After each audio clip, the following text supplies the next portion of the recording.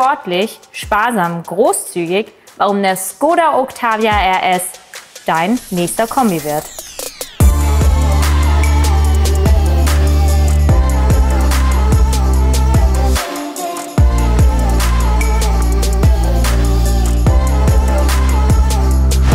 Starten wir mal mit den Hard Facts. Dieser Skoda Octavia RS ist aus dem Baujahr 2017.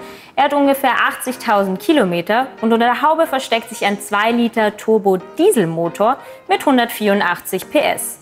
Laut Hersteller verbraucht er 4,9 Liter auf 100 Kilometer. Ob er das halten kann, werden wir später im Video sehen.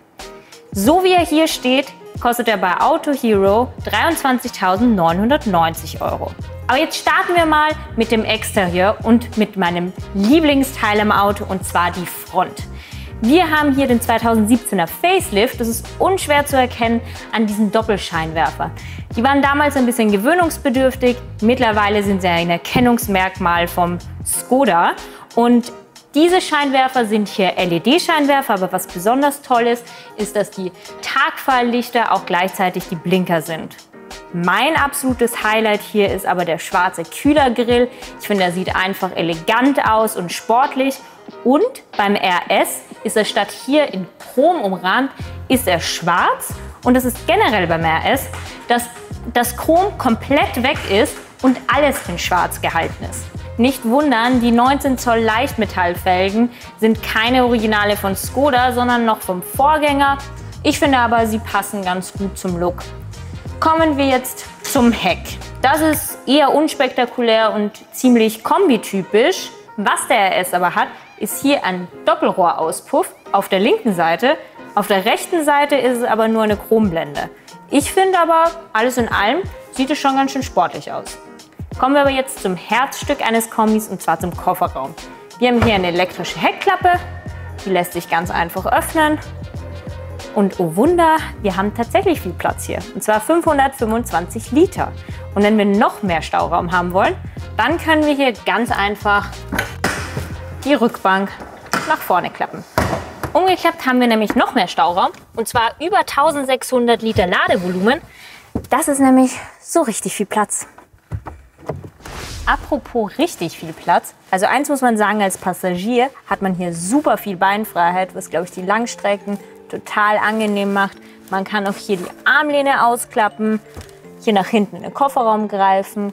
Und was Langstrecken noch angenehmer macht, ist die Sonderausstattung hier, und zwar die getönten Scheiben.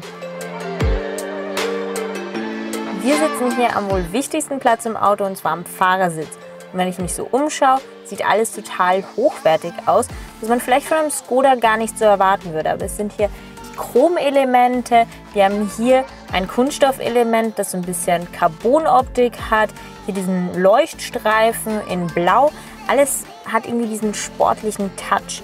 Und wenn ich so nach vorne schaue, auch das Lenkrad ist natürlich hier abgeflacht mit dem RS, auch alles super sportlich mit den Schaltwippen, fühlt sich auch sehr gut an.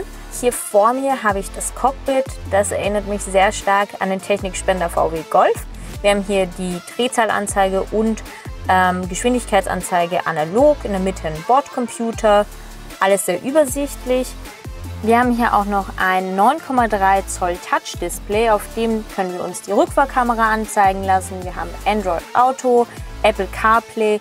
Wir können natürlich auch das Handy hier mit dem USB-Anschluss anstecken. Und darunter befindet sich gleich die Klimaautomatik, und im Winter können wir unsere Sitze beheizen. Und die Sitze sind auch besonders hier in dem Auto, weil wir haben Sportschalensitze, die sind in Alcantara und in Stoff mit diesem Steppmuster. Finde ich persönlich ganz cool, weil die sind im Gegensatz zum Leder, werden die nicht so heiß im Sommer. Wir haben außerdem hier wieder dieses RS-Logo, die das schon überall im Auto haben. Das heißt, damit man auch wirklich weiß, dass man in einem RS sitzt.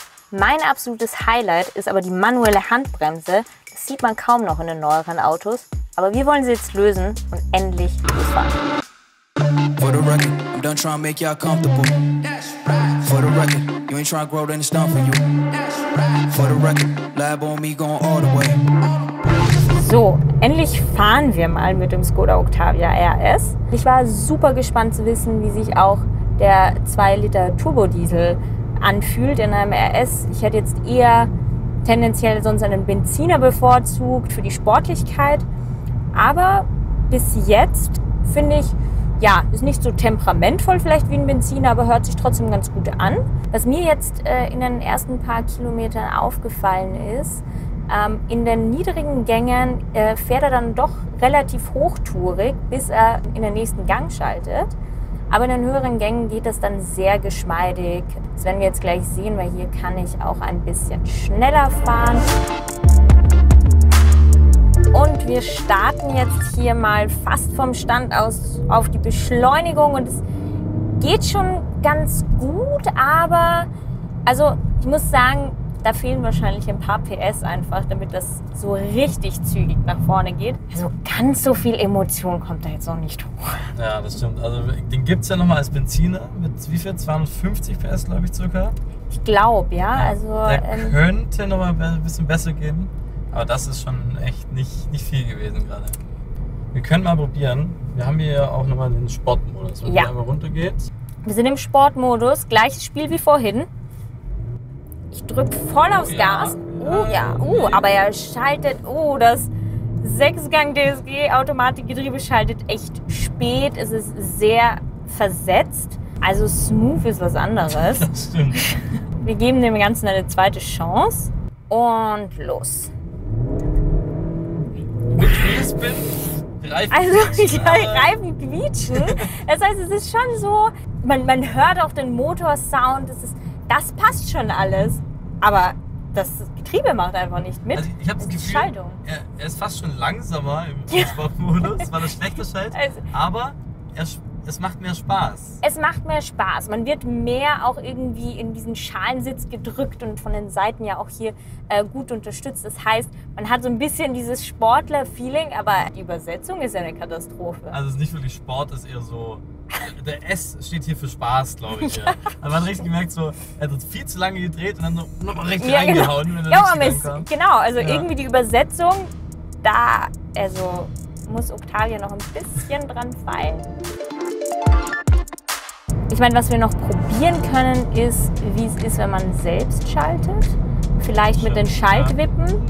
Wir starten jetzt wieder manuell, probieren es. Und es hört sich schon viel besser an und es geht auch viel besser, wenn man manuell schaltet. Also das ist vom Komfort her schon sehr gut, wenn man hat kein Ruckeln oder so.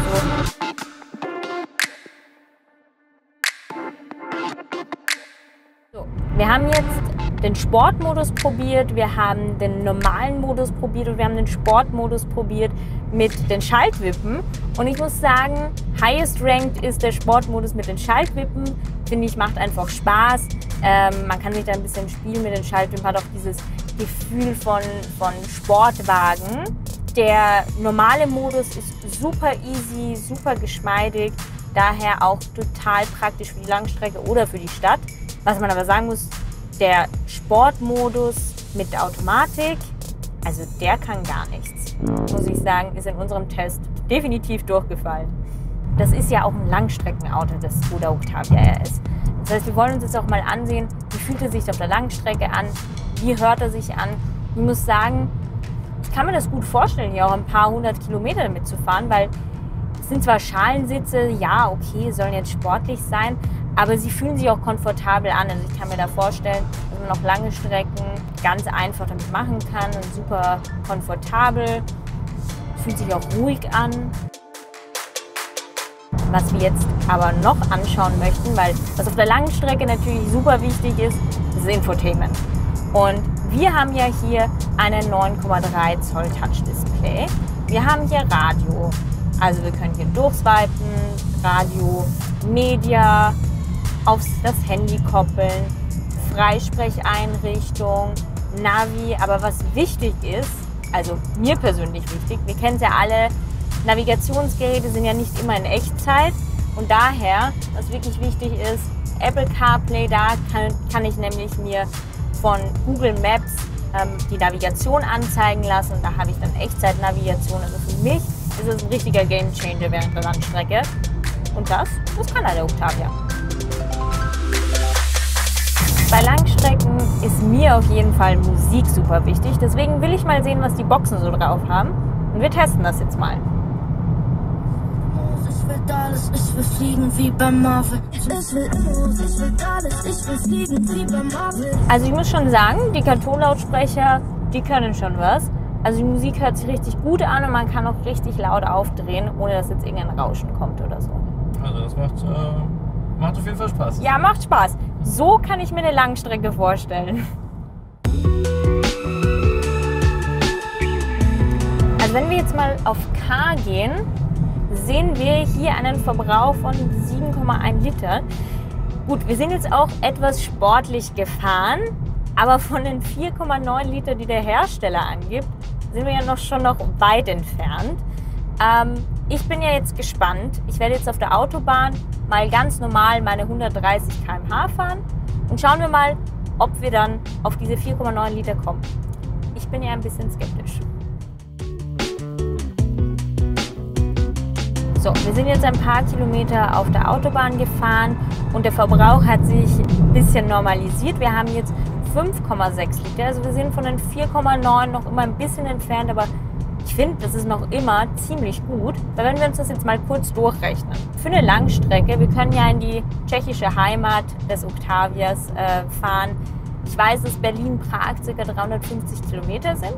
Wenn wir dann jetzt bedenken, wenn die Dieselpreise sind, glaube ich, gerade bei 1,9 und bei 5,6 Liter pro 100 Kilometer würden wir dann knapp unter 40 € rauskommen, was finde ich total fair ist. Sportlich, sparsam, großzügig. Sportlich ist es auf jeden Fall, vor allem wenn man die Schaltwippen verwendet, macht es super viel Spaß. Gut, der Benzinerbruder ist wahrscheinlich noch ein Ticken sportlicher, aber dennoch hat man viel Fahrspaß. Sparsam, wir kommen zwar nicht auf die 4,9 Liter, wie der Hersteller es angegeben hat, aber wir sind trotzdem unter 6 Liter, was ein super Verbrauch ist. Großzügig, wir sind in einem Kombi, das heißt, wir haben super viel Platz. Und das Ganze gibt es auch noch für 23.990 € bei Autohero. Also wenn man einen Kombi sucht, ist das der perfekte Allrounder. Wenn ihr jetzt auch Lust auf einen Octavia bekommen habt, dann geht einfach in die Beschreibung auf den ersten Link und sucht euch euren nächsten Kombi auf Autohero aus.